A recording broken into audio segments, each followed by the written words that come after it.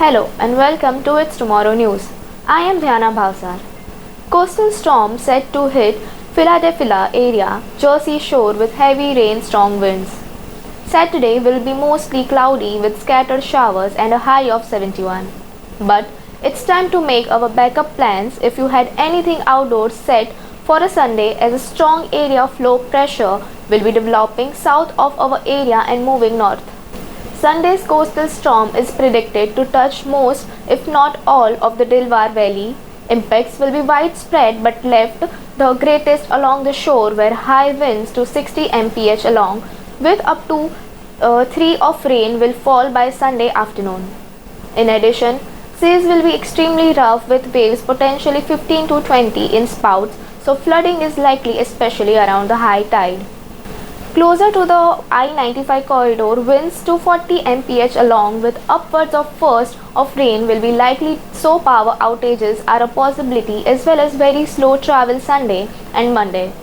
Your morning commute Monday could be very slow.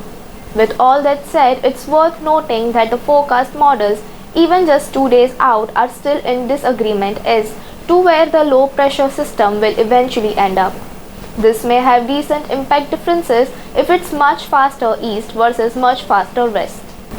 It's important that you stay weather aware and updated as the system approaches, especially for our shore locations. By Tuesday, the system moves east and rather quiet weather settles in with a slight warm up by midweek.